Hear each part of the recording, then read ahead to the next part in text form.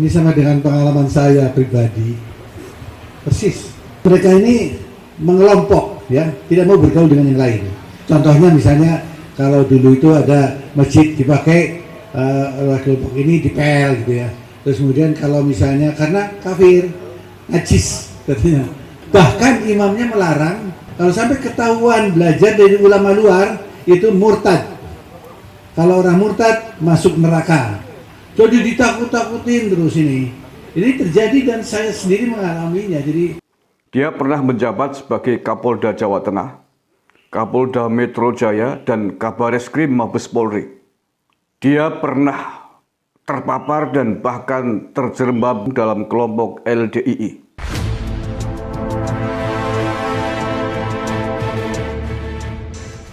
Assalamualaikum warahmatullahi wabarakatuh. Salam Nusantara, salam sejahtera untuk kita semuanya. Salam, Om Swastiastu, Namo Buddhaya, salam kebajikan rahayu. Saudara-saudaraku sebangsa setanah air yang saya cintai, saya banggakan, pemaparan virus radikalisme memang tidak mengenal jabatan, institusi, status sosial, dan lain sebagainya.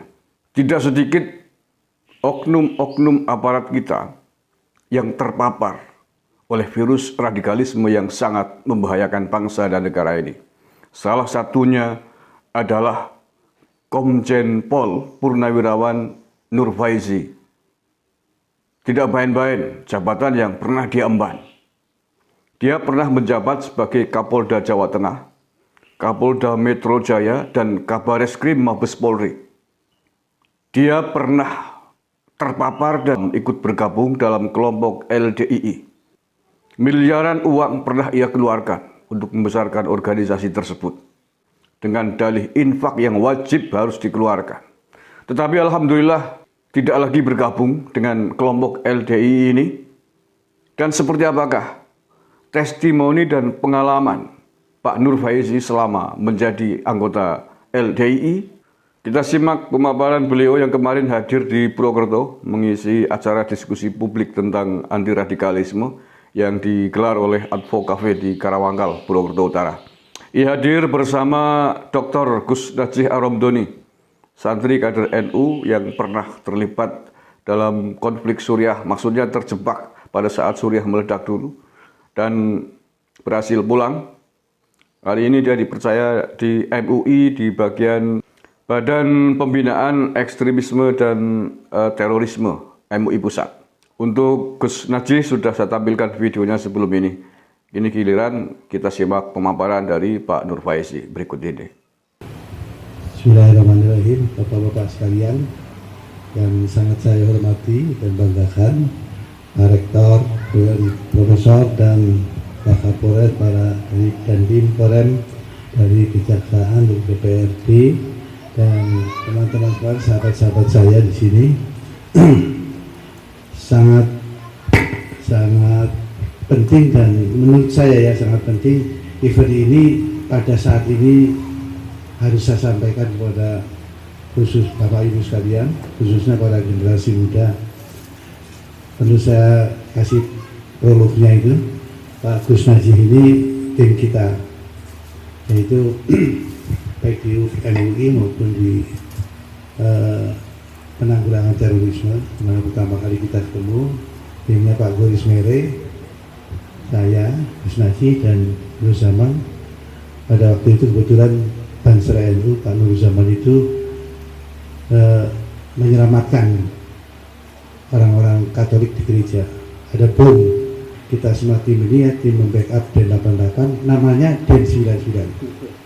Namanya Den 99, sangat rahasia gerakannya, kebanyakan dari unsur Nahdlatul Ulama, Fadliyin, dan ini terus kita backup Dan 88 Pak Mahfud Sukom dan semua, dan kebetulan beliau juga ada di BNPT juga, dia ada di BNPT, ada di MUI. Saya ini cerita satu kasus yang tadi beliau singgung, yaitu masalah mungkin bermanfaat bagi sekalian yang tadi disinggung, yaitu masalah LDI. Kesempatan ini saya katakan LDI ini sekarang begitu besar kekuatannya. Dan menurut saya ini kalau dibiarkan harus sangat besar. Satu minggu ini sangat saya ini. Satu minggu sampai sekarang nih. Tadi kemarin sore baru selesai semuanya. yaitu satu masjid yang dikuasai kita ambil alih, di mana masjid tersebut di Majenang Cilacap. Masuk YouTube bisa di YouTube bisa dibaca di situ. Bagaimana kita memerangi atau katakanlah mengajak kembali lagi kepada Islam yang rahmatan lil alamin, karena dia mempunyai paham yang dapat dikatakan ini sangat radikal, dan radikal ini berbahaya dengan pasukannya yang namanya Senkom Mitra Polri ini bahaya. Senkom Mitra Polri dulu, Senkom Mitra Polri ini yang mendirikan saya tahun 2000, tapi kemudian belok yang tadinya membantu polisi sekarang untuk kepentingan kelompoknya LDI dan imamnya, mengamankan imamnya, sehingga sudah merupakan satu pasukan tersendiri lah. Dan mereka latihan di Perbakin juga, latihan Asad dan sebagainya. Ini fahamnya, ini faham yang pertama yang sangat berbahaya adalah faham takfiri. Walaupun ini bisa disampaikan kepada teman-teman yang lain, hati-hati terhadap kelompok ini. Mereka itu solid dan pesertanya sampai sekarang ini hampir 1 juta, tapi mereka ngomongnya 12 juta supaya menakut-nakuti lah, khususnya menakut-nakuti para pejabat supaya nanti pas pemilu dirangkul karena punya masa 12 juta gitu. Padahal faktanya enggak. Dan sekarang ini pada keluar, banyak sekali yang keluar. Satu fahamnya takfiri, duanya fahamnya sama dengan Syiah, yaitu takyah bitona, yaitu harus berbohong kalau ditanya. Misalnya, ya kamu LDI, ya kamu punya imam ya? Enggak punya imam, padahal dia punya imam.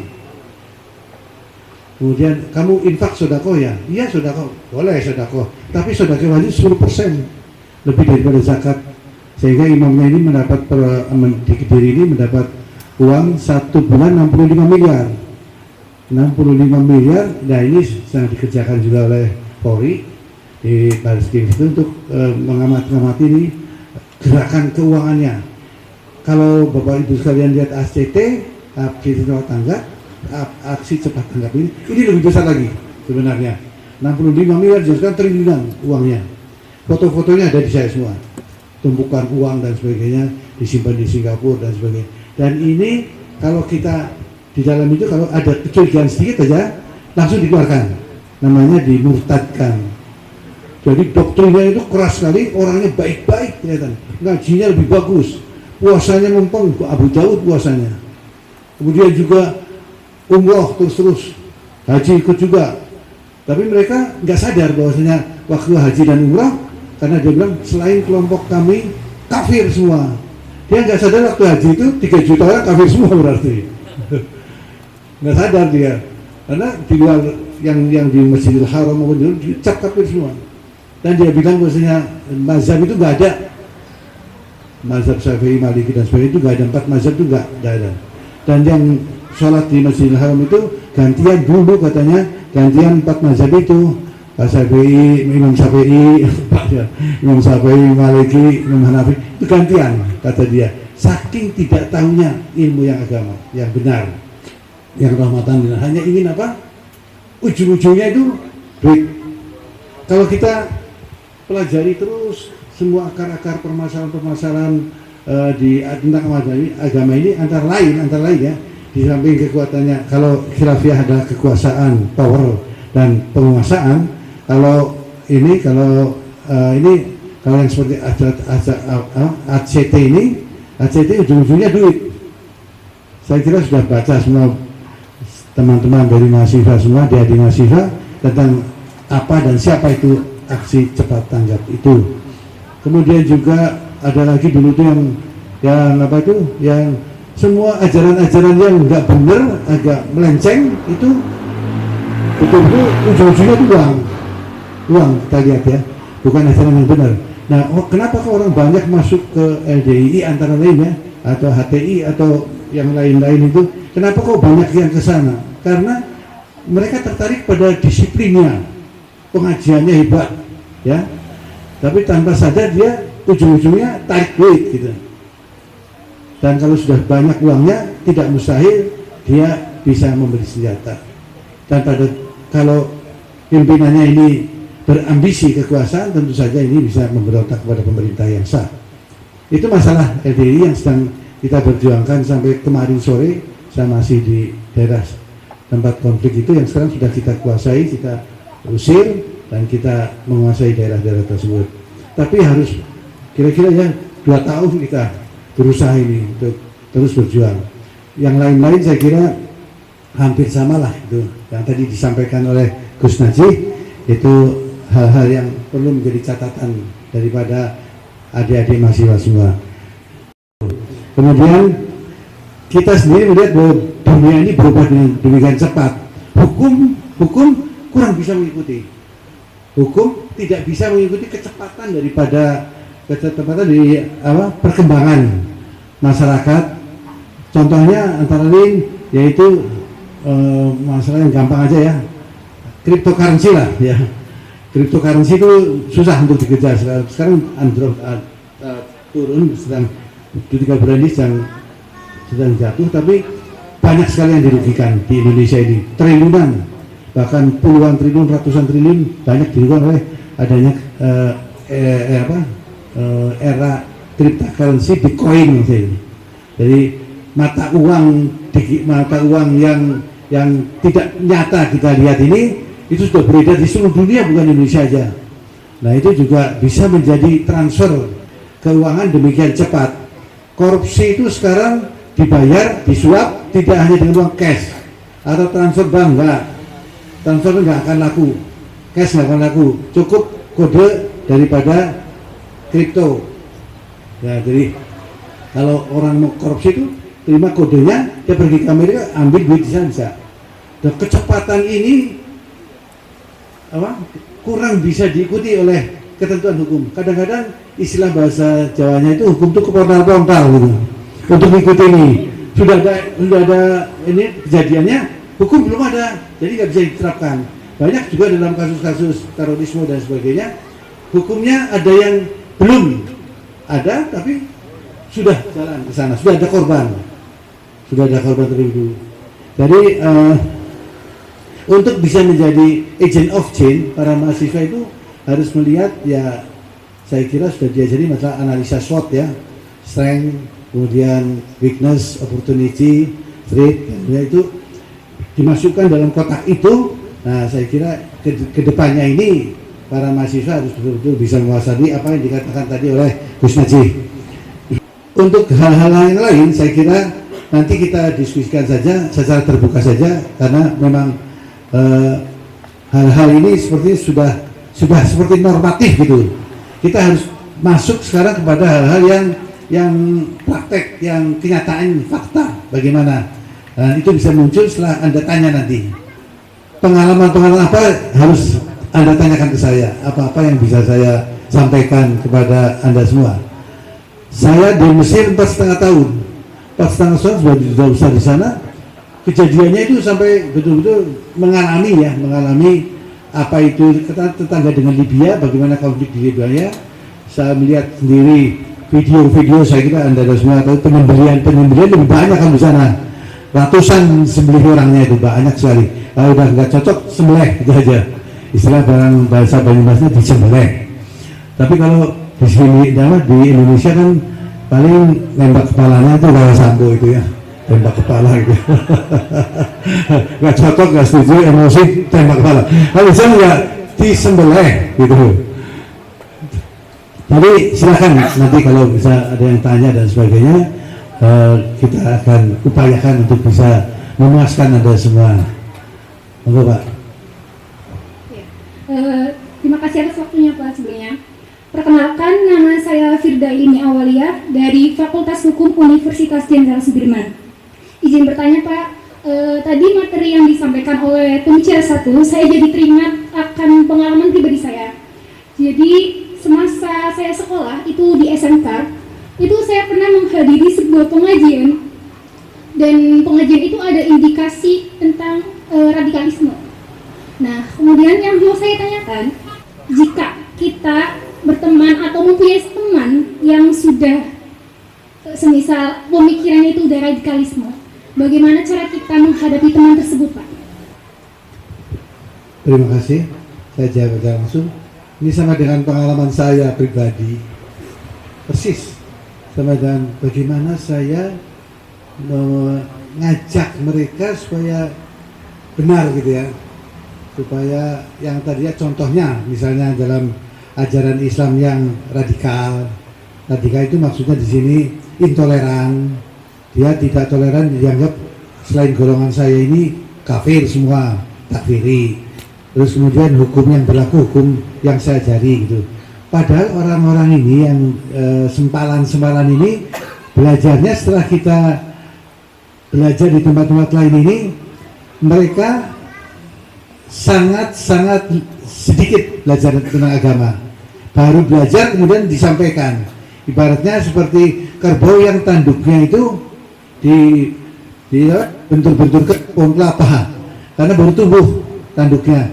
Itu sama dengan orang yang tadinya memang KTP-nya Islam, bapak ibunya Islam, tapi jarang sekali diberi bekal baik oleh orang tuanya maupun lingkungannya tentang agama yang benar, Islam yang benar itu bagaimana, Islam yang rahmatan lil alamin itu yang mana. Yang masuk ke dia yaitu dengan kedok bahwasanya Islam itu harus berdasarkan tingkah laku dan amalannya Quran hadis secara berjamaah. Taraktu fikum amrani lan tadilu matamassaktum bihima kitabillahi wa sunnati rasulih. Nah, itu dia itu merasa bahwasanya yang paling benar ini, sayalah yang paling berdasarkan Quran dan hadis, sayalah yang paling berdasarkan ketentuan-ketentuan sanadnya itu ada. Dia berkedok dari sanad, setelah dicek ternyata sanadnya salah, putus. Kemudian dia berkedok dari dalil-dalil yang disampaikan oleh Rasulullah, setelah dicek dibelokkan gitu, dibelokkan dalil-dalilnya. Taat kepada imamnya adalah harus kewajiban, kalau nggak taat murtad, kafir gitu. Nggak infak, nggak sedekah, kafir. Buntut-buntutnya ke sana, buntut-buntut sendiri. Dalil-dalil agama dipakai untuk pembenaran bagi apa yang mereka sampaikan ini. Dan kalau dicek orang-orang seperti ini diadu dengan ulama-ulama luar, tadi kan dikatakan oleh Gus Najih bahwasanya kalau sudah dia ada NU yang gabung ke NU, ada Muhammadiyah gabung ke Muhammadiyah, yang jelas ulama-ulama dari situ aja, nggak usah pusing-pusing. Nah, ulama-ulama yang datang dari luar yang nggak jelas-jelas ini kadang-kadang Wahabi gitu ya. Nah, itu banyak di Indonesia, saya alami sendiri. Sehingga mereka merasa paling benar, ini yang paling bahaya. Dia intoleran, tidak mau bergabung dengan yang lain. Kalaupun dia dicap kalaupun kita bergaul dengan dia pura-pura benar. Iya kamu yang benar, dan menutup diri ini yang namanya doktrin takyah atau bitorah. Ini suatu doktrin yang sengaja untuk menutupi organisasinya ini. Kemudian juga mereka ini mengelompok ya, tidak mau bergaul dengan yang lain. Contohnya misalnya kalau dulu itu ada masjid dipakai oleh kelompok ini dipel gitu ya. Terus kemudian kalau misalnya karena kafir, najis katanya, jadi setelahnya dia nggak mau berimam kepada imamnya pada umumnya. Dia nggak mau mengaji kitab-kitab di luar itu. Bahkan imamnya melarang dan kelompoknya itu melarang untuk belajar di ulama-ulama luar, nggak boleh. Kalau sampai ketahuan belajar dari ulama luar itu murtad. Kalau orang murtad masuk neraka. Jadi ditakut-takutin terus ini. Ini terjadi dan saya sendiri mengalaminya. Jadi andaikan saya dihadapkan dengan mereka nggak bisa bohong, mereka pasti itu. Sehingga dengan hal ini kita peranan mahasiswa bagaimana, hati-hatilah ya. Hati-hatilah kalau kita yang tadi dikatakan sedini mungkin jangan kemasukan kampus kita ini paham-paham yang intoleran, kemudian pada umumnya mereka radikal. Katakanlah radikal itu maksudnya apa di sini, keras sekali mereka. Ketahuan kalau kerasnya itu gampang dibaca, kita sebagai otak yang sehat aja gampang dibaca. Kalau mereka suruh diajak debat, udah sini kita debat itu masalah, nggak mau mereka. Agama melarang berdebat, katanya begitu. Nah inilah yang menjadi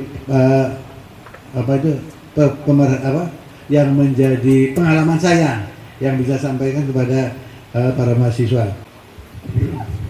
Dalam diskusi saya dengan Pak Irjen Pol Ansat Baik, Ketua Badan Nasional dulu yang lama, Pak Ansat Baik itu Ketua Badan Nasional Penanggulangan Terorisme. Itu saya berdiskusi gimana ya ini kok bahkan masjid di sebelahnya BNPT yang di jalan waktu itu masih jadi Menteng itu malah di situ salah. Jadi khotbah Jumatnya sangat keras sekali tentang negara, kira-kira negara, dan Islam itu harus gini-gini, harus keras gitu, melawan pemerintah dan sebagainya, togut dan sebagainya. Itu di sebelahnya saat Mbak itu cerita, ini pengalaman aja, bahwasanya masalah keyakinan itu sulit sekali.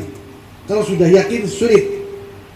Jangankan saya sendiri ya, keluarga saya terus harus kita kasih tahu gitu, kasih tahu ini yang benar, ini salah, tunjukkan bukti-buktinya.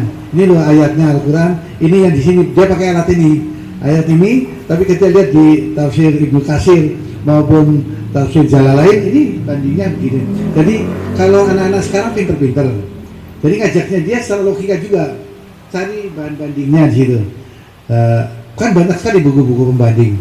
Nah karena yang dia ikutin ini hanya satu, nggak boleh cari buku-buku pembanding, nggak boleh cari ulama-ulama luar. Kalau buku pembanding dibaca ulama luar, apalagi ikut baca-baca YouTube, itu sangat dilarang. Dalam khususnya di RDI ya, nggak boleh umatnya itu buka-buka YouTube, Twitter, Facebook, nggak boleh.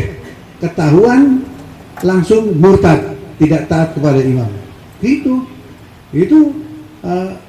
mereka tahu, tapi kenapa kok ya saya ini kadang-kadang nggak habis ngerti gitu ya, nggak habis pikir kok demikian, istilahnya bodohnya gitu. Nggak, maaf ya ini nggak menghina, tapi memang bodoh sekali. Jadi kok bisa begitu, keyakinannya itu nggak bisa dirubah. Pokoknya ini yang paling benar, pokoknya ini. Nah itulah yang saya alami. Kita sebagai agent of change jangan patah arang, jangan patah hati, jangan berhenti, terus berjuang. Apalagi para mahasiswa intelektual kita ini, itulah tugas Anda semua untuk mengubah ya, agent of change, mengubah paham-paham yang tidak sesuai dengan Pancasila, UUD 45 dan sebagainya di negara kita, negara Pancasila ini. Memang susah sekali adik-adik semua mahasiswa. Negara kita ini bayangin 17.000 pulau.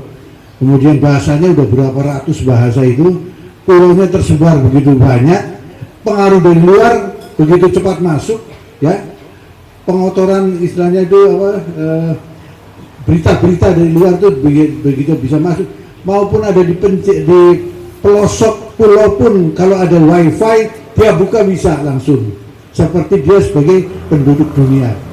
Nah inilah tantangan kita, bagaimana untuk menghadapi hal ini. Terima kasih. Kalau hadis itu hadis sahih, pasti benernya, tidak ada persoalan. Yang salah adalah ketika memasuki wilayah interpretasi, memasuki wilayah penafsiran, memasuki wilayah pemahaman. Ya, mahasiswa hukum pasti tahu apa itu redaksinya undang-undang, mana tafsirnya ya. Ini sama juga Al-Quran juga begitu. Redaksi Al-Qurannya seperti apa, tafsir-tafsirnya seperti apa.